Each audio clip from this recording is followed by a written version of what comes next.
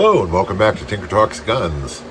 Today we're going to be talking about the HK45C, the compact-ish version of the HK45. Now the HK45 was originally developed for the Joint Services Combat Pistol Program trials, which were canceled.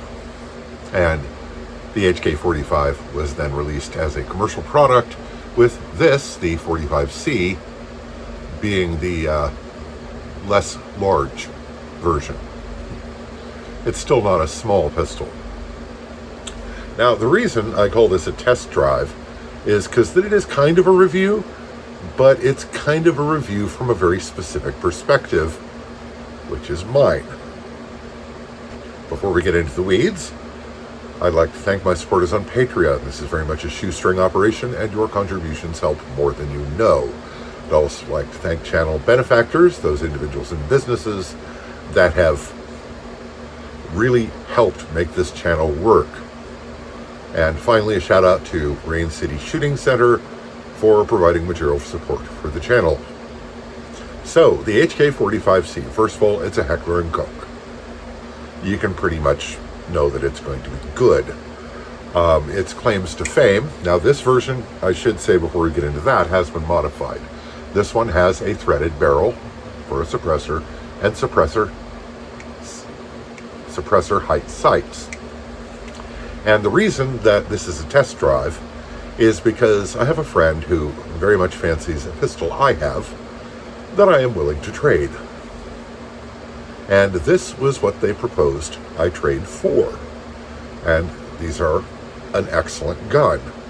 And so I agreed to give it a try, see about doing a video, do a video about it. And I'm pretty impressed with it in a lot of ways, and not so impressed in other ways. Now, this has a feature of HK's that I have historically hated, and that is the ambidextrous paddle magazine release. And the reason I hate it is because on the smaller handled 9mm guns, I have to put my hand through serious contortions to release the magazine effectively. And it just annoys me. Now, this isn't a problem with a gun. This is a me problem that has to do with my hands, their size, and the way they work. But this gun, by the end of my shooting session, I was using the paddle quite intuitively because it's all just a little bigger. And I can activate it with the trigger finger or my thumb quite handily. So that's one issue that is settled. This one also has the large grip insert on the back, which helps because I have large hands.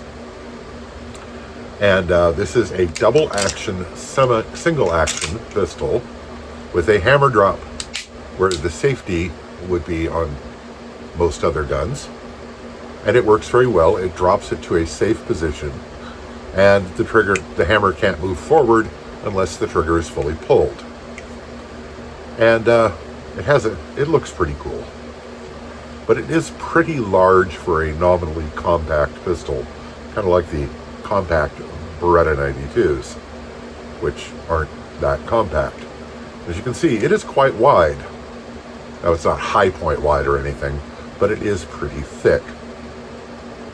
So that's the basics.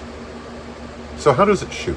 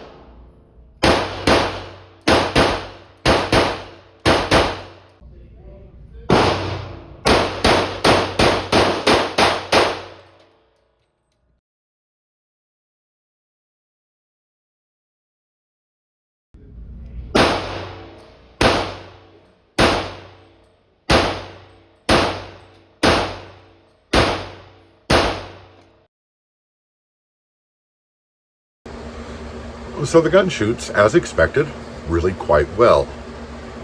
Now, HK touts that this has a special recoil reducing system that reduces felt recoil by 30%. And it feels a lot like shooting a 9mm, which is pretty good for a 45. The trigger pull is serviceable, and certainly no complaints there. So it's a really good gun. It was perfectly reliable. I think I shot something in the neighborhood of 100 rounds through it, and I quite enjoyed it. So let's have a look at it on the tabletop. So even the compact is not at all a small gun. Now, if we take the suppressor height sights and extended barrel out of the equation, it's 7 inches long and pretty much 5 3/4 inches high in stock configuration. It is not a lightweight gun, despite having a polymer frame, and it is chunky. At its widest point,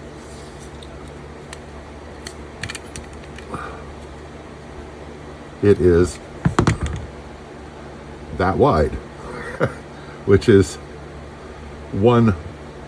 almost 2 1/4 inch or 1 1/4 inches wide.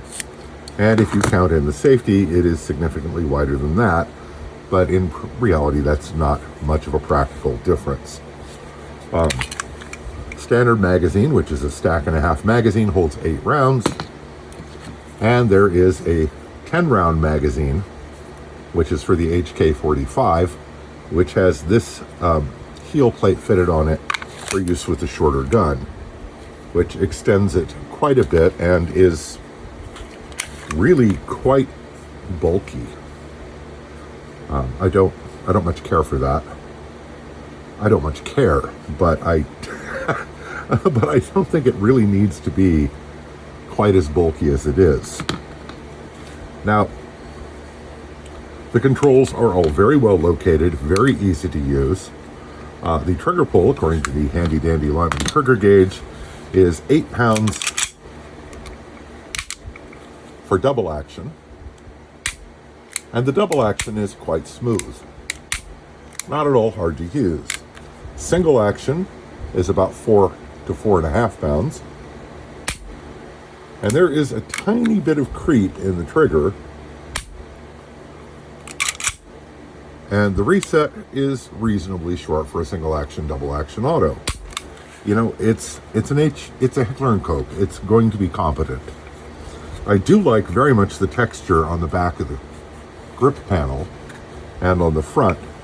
The sides, they're fine, but I would like more texture, especially through here where your thumb winds up being, because there is zero texture there now, and it'd be kind of nice to have some texture up here for the offhand.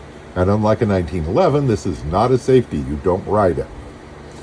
I'm not sure what the result would be if you did, but if you pulled it down, it would not behave the way you expect at very least. Now, there is an ambidextrous slide release and the ambidextrous paddle magazine release, but there is not an ambidextrous hammer drop. And I suppose if you're needing to drop the hammer and you're shooting left-handed, it's not that big a deal to just shift your grip and hit it with your thumb. And it does work. So overall, it is a really good, really functional gun. Warning, read the user's manual. Refer to owner's manual.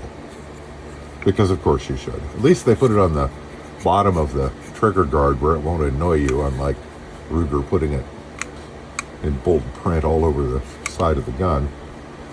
So this does use a Browning style lockup. And I guess that's it for the basics. It's just, to me, a compact is something in the size of a Glock 19 range. And this is rather larger than a Glock 19. In fact, let me see. Okay, this is my current 45. And you can see it's basically the same size pretty much. But this is much slimmer, and because it's a 1911, it has a much nicer trigger. And this one, of course, is heavily customized. So it's not really, it's not what you'd call a fair comparison. But really, I don't have any real complaints with this gun. It is a very good, very serviceable pistol. So the HK45C is a really, really good, serviceable, nice shooting pistol. And it is rated for 20,000 round service life before needing to be overhauled. And it's just really, really good. Now, in addition to the recoil system, by the way, I will mention something that I find rather odd, which is the O-ring. And that is what the barrel centers on. And this is supposed to provide increased accuracy. Given that practically every service pistol in the world that does not have the O-ring is perfectly adequate for the use, I can't help but think it's a little bit of a gimmick.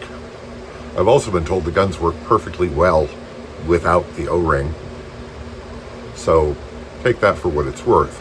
Now, one thing that, it's not a serious detriment, but it irks me.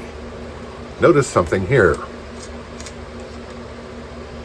The threads are left-hand threads. Why? Because everyone makes suppressors for standard half 28 right-hand threads.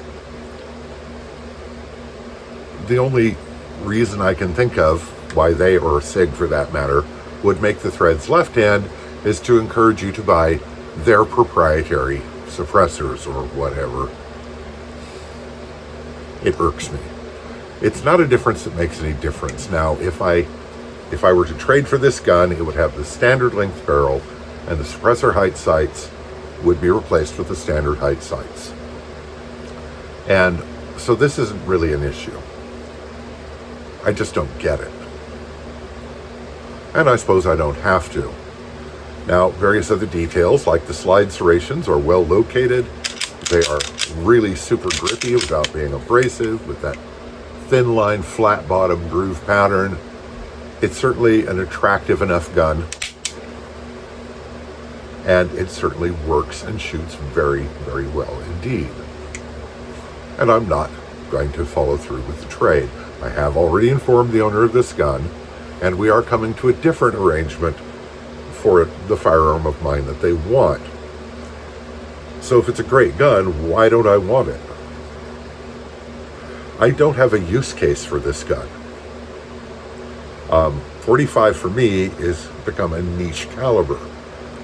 It is a caliber for specific instances where 9mm is inadequate, and for standard defensive uses with modern defensive ammo, I do not consider 9mm to be inadequate.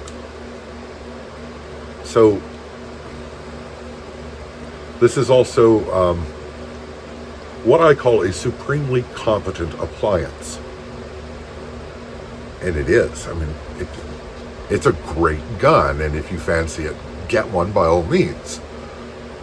But it's not for me. I mean, the way you accessorize these or make it your own is by buying plug-and-play pieces, which is not my thing. And the only real valid use case I have for 45 ACP is with the proper ammo for use against dangerous animals.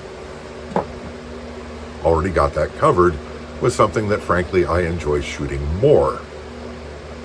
And training would probably take care of this, but I shoot this better. And that's kind of important if I suddenly need to employ this against a dangerous animal while I'm away from civilization. So, and this is a lot bulkier. And it's not that much lighter. So it's a great gun. It's just not a great gun for me. Now, if I had to have a 45 caliber service type pistol, this would be high on the list. But I don't need that. So it's no knock on the gun to say that it isn't for me. It just doesn't suit my needs, desires, and predilections. But it is a great gun. And I very much enjoyed shooting it. So that's it. The trade is still on. It's just going to have different terms. So I hope this finds you well. Stay safe, take care, and I'll talk to you again real soon.